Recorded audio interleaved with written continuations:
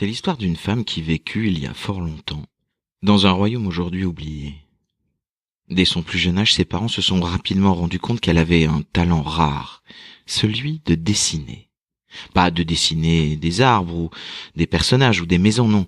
Elle dessinait le monde tel qu'elle le voyait, avec ses yeux d'enfant, et tel qu'elle le ressentait dans son cœur d'enfant.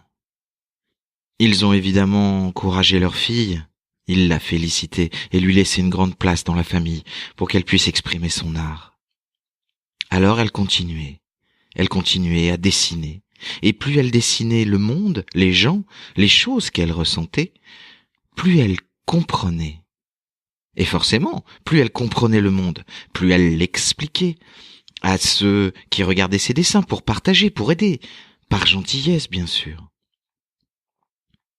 Rapidement, le roi eut vent de ses prouesses et demanda à voir cette jeune fille et à voir son travail et à l'écouter. Il fut conquis par son talent, par la précision de son coup de crayon et la pertinence de ses mots.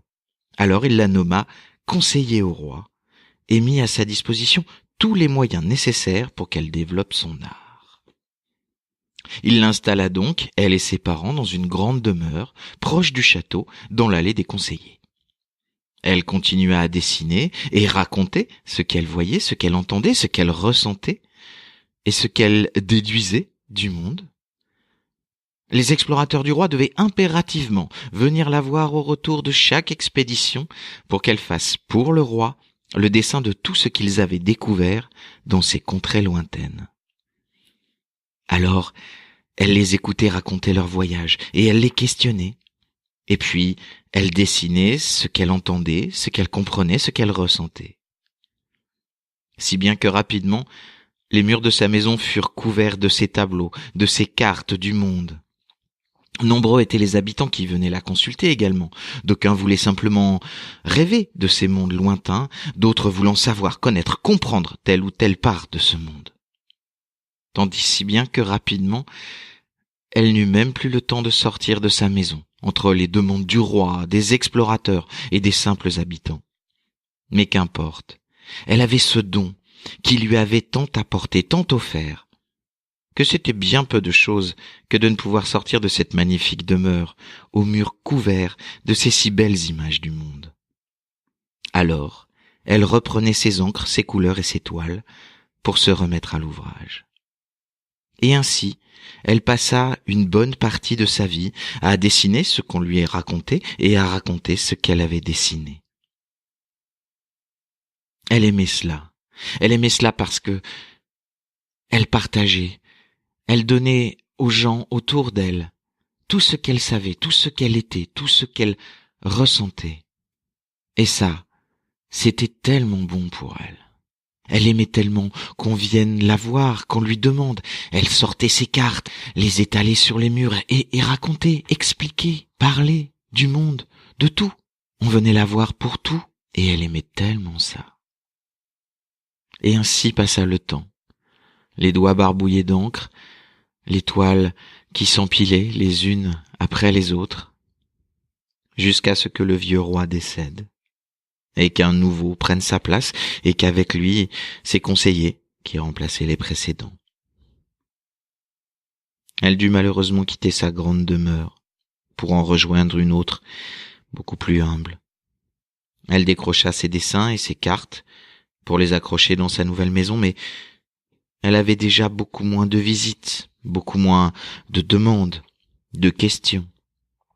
Et elle n'avait plus non plus les explorateurs qui venaient conter leurs aventures. Alors elle ne peignait plus. Souvent, elle ressortait ses dessins pour s'y replonger, mais trop souvent seule, car presque plus personne ne venait la consulter. Elle n'avait que ses vieilles cartes à raconter, et le monde avait tant changé. Heureusement, il y avait bien ce petit garçon qui passait la voir parfois.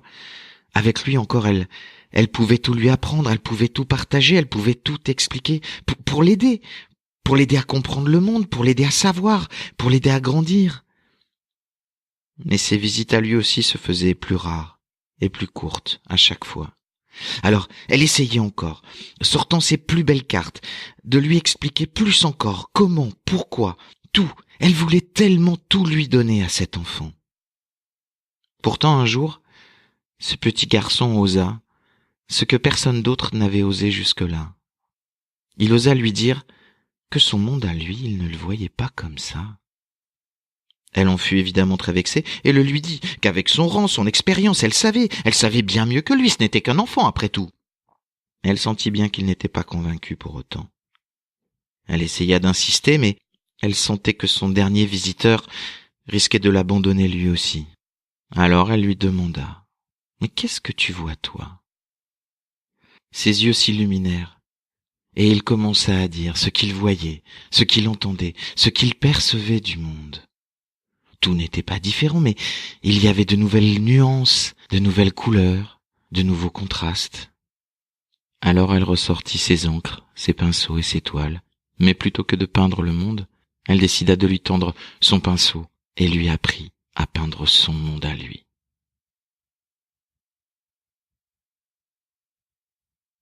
Et vous, qu'êtes-vous prêt à perdre pour vos convictions, pour vos croyances, pour votre assurance? Êtes-vous si sûr de vos vérités qu'elles prévalent sur tout ce que vous entendez? Que perd-on vraiment à écouter ce qu'on nous dit?